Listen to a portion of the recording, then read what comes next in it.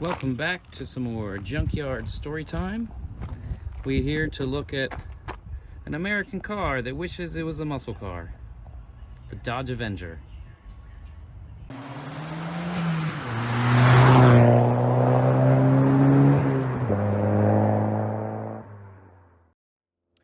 So before we get into the specifics of this car, we have got to start by talking about the relationship between Chrysler and Mitsubishi. So way back in 1971, Chrysler bought a 15% stake of Mitsubishi, and they basically started their partnership by importing Mitsubishi cars and just rebadging them as Chrysler products. The first one they did was the Mitsubishi Galant. They imported that as the Dodge Colt, and several other generations of Dodge and Plymouth sister vehicles were just rebadged versions of a Mitsubishi car. And so when I say sister vehicle, I basically mean a car that's very similar, if not identical, except for maybe some variations in badging and maybe bodywork and things like that. So this kind of rebadging of Japanese cars was also being done by other manufacturers as well. These were called captive imports.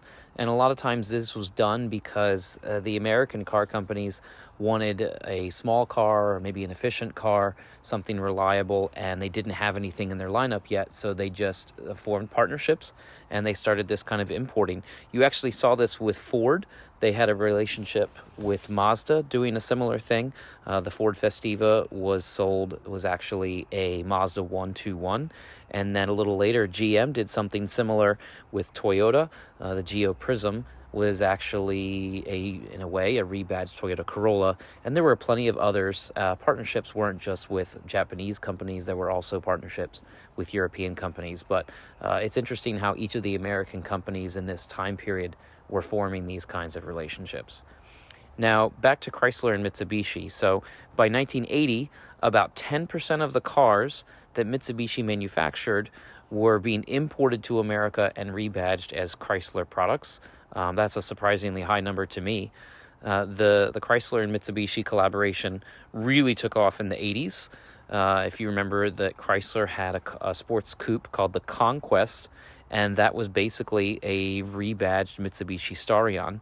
Now, unlike a lot of the other rebadged products, the Starion by Mitsubishi and the rebadged Chrysler version, which was the Conquest, they were actually sold both in America at the same time.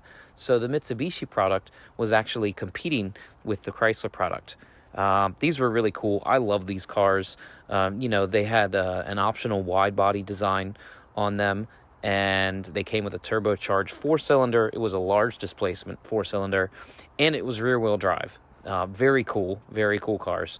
Chrysler actually sold several different rebadged Mitsubishis for a long time. I mean, over 20 years.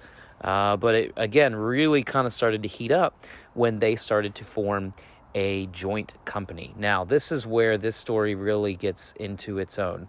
Chrysler and Mitsubishi formed a company called Diamond Star Motors, and the idea was that they would be able to produce Mitsubishi and Chrysler cars on American soil together in one plant. And this was the first time that Mitsubishi had American production. And of course, Chrysler benefits because they get to bring in the engineering and the design and the quality that Mitsubishi was known for. Now, the name of this company actually comes from the combined logos of the two companies. So Mitsubishi had a Diamonds logo, Chrysler had the Pentastar, so hence Diamond Star Motors. So the idea behind the DSM company was that they could work together to design and create these cars, but also work together to produce them. So in theory, everybody saves money, and these cars were, again, exclusively for the American market.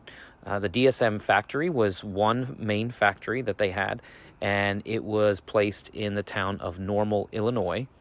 And they started this project basically with the Mitsubishi Eclipse, the Eagle Talon, and the Plymouth Laser. And this was a new car. This was a new front-wheel drive-based sports coupe. And these, again, were all sister vehicles. They all had slight differences in the body and things like that. The interiors were very similar. The drivetrains were almost identical. Now, one of the cool things about these cars is that not only did they have a turbocharged option, but they also had a trim level that was turbocharged and came with all-wheel drive. Now, these were 1990 model year cars. I think they were sold as early as 1989.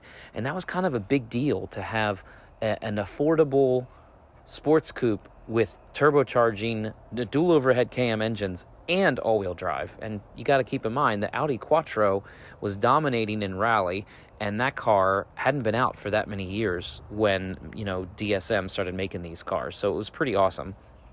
Now, as an interesting side note, the same turbocharged engine and all-wheel drive train that was found in the Talon, Eclipse, and Laser cars was also placed in the Mitsubishi Galant VR4, and that was an all-wheel drive car that was basically a Mitsubishi rally car that they homologated into the required production numbers so that they could take it racing. I've actually seen one of these in person. I've always thought they were really neat cars. They're definitely rare, and you don't see them very often. This first generation of the Eclipse and the Talon and Laser cars was made from 1990 to 94.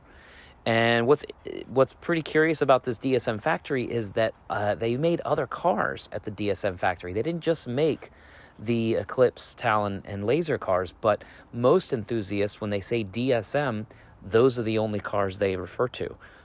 In addition to those, though, the Eagle Summit and the Mitsubishi Mirage sister vehicles were both made here, and Eagle, of course, being a Chrysler brand. And they actually made the Mitsubishi Mirage and the Galant at the same plant by the mid-90s. Now, there's another related side story here, because in addition to the DSM project, Chrysler and Mitsubishi are working on other stuff together. So they also participated in the big bad sports coupe, high-powered horsepower wars of the 90s by co-creating the the Dodge Stealth, which was based on the Mitsubishi 3000 GT. Now, they didn't really co-develop this car. I should clarify by saying this is basically a Mitsubishi sports coupe that Chrysler rebadged, so it's a Chrysler captive import, like some of the earlier cars. This was not a DSM. This car was made in Japan. It was sold in America, imported and sold in America, but a lot of people think of them as DSMs because they came out around the same time as the actual Eclipse and Talon and Lasers.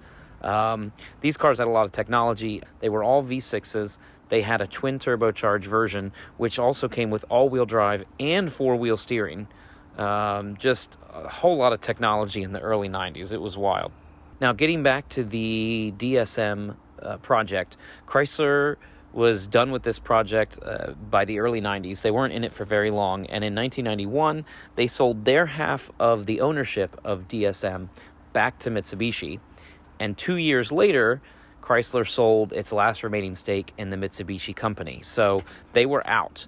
Now, even though this sort of ownership change happened, Chrysler and Mitsubishi still continued to work together on cars. So you have this weird situation where DSM is now wholly owned by Mitsubishi, but they continue to make cars for both companies.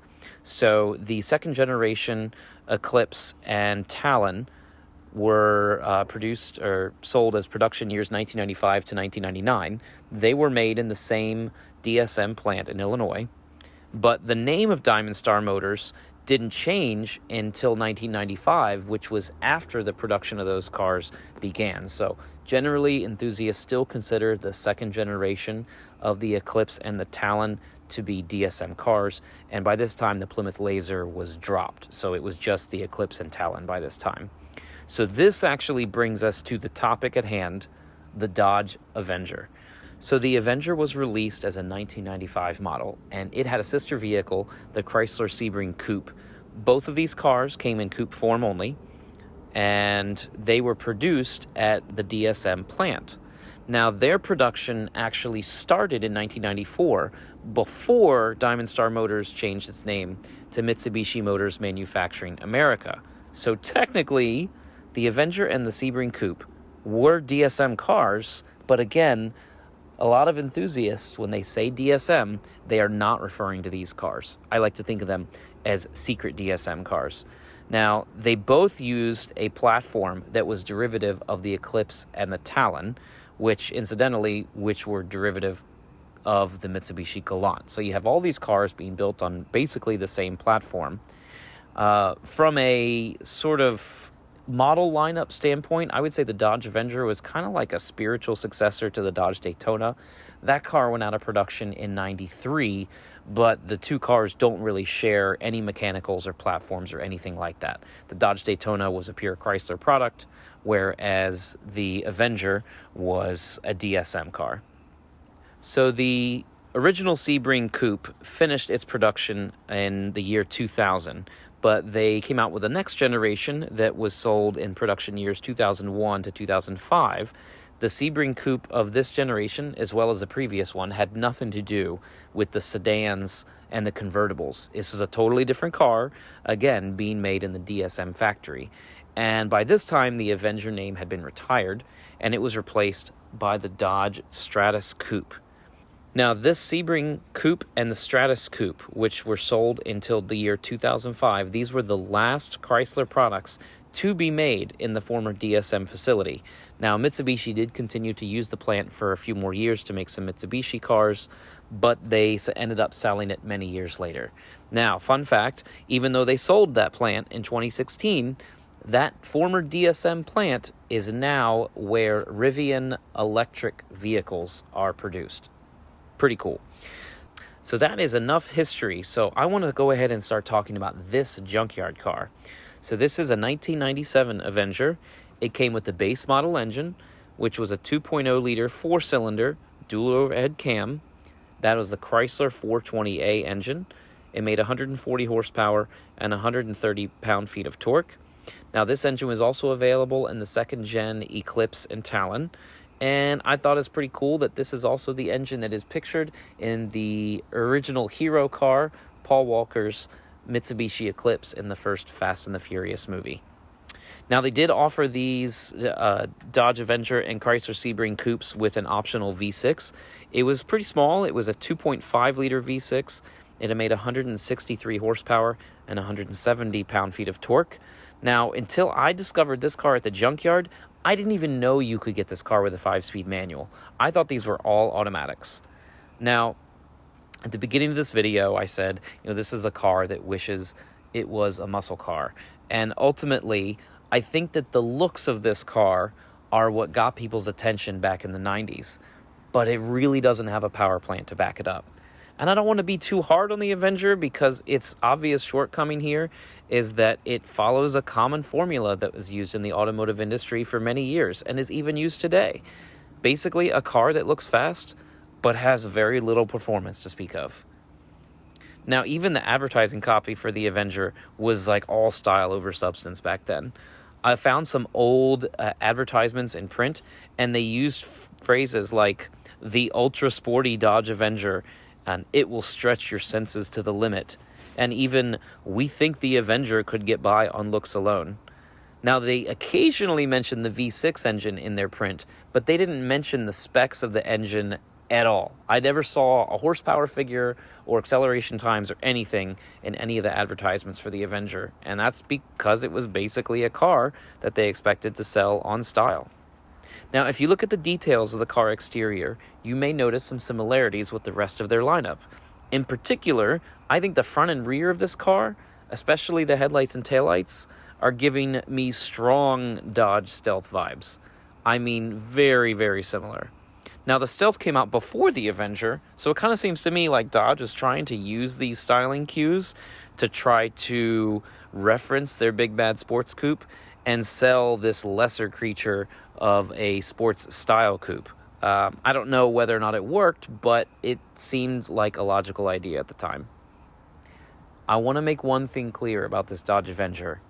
First of all, I've never been inside one before, but as soon as I sat in the driver's seat of this car, I fell in love with it.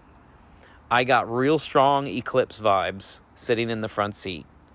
And that was before I even researched this car and found out that it was a secret DSM. I just thought that Mitsubishi and Chrysler were taking cues from each other.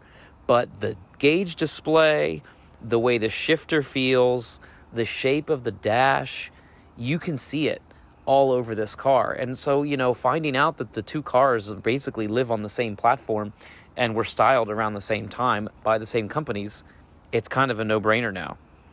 Now, the feel of the shifter really kind of reminds me of some of the better Japanese cars from the 90s, particularly the front-wheel drive cars. It just has a very crisp engagement.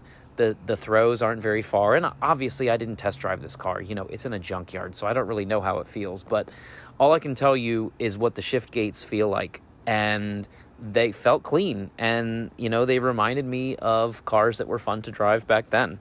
And that kind of, you know, made me want one. I used to look down on these cars. You know, I mainly thought that these cars were all looks and no substance. And as I talked about earlier, on paper, it kind of seems like that's the case. But even with the 4-cylinder engine, I bet this could be a fun car to own and drive.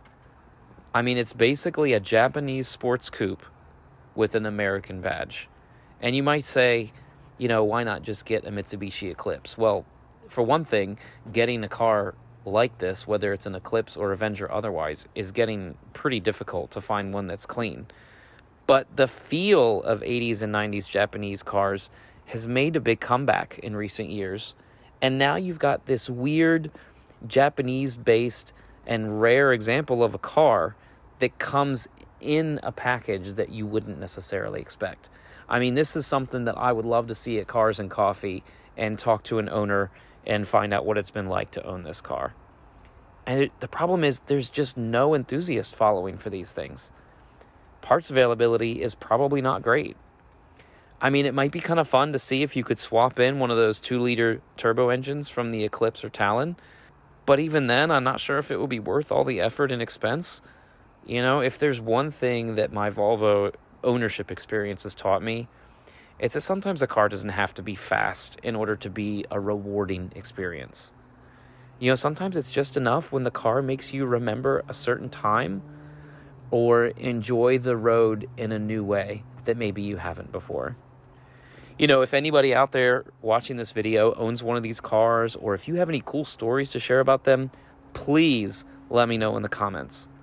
Now, even though, like I said, I didn't get a chance to actually drive this car, I feel pretty fortunate that I'm here at Chesterfield Auto Parts and seeing this car as it finishes its last leg of its journey to car heaven.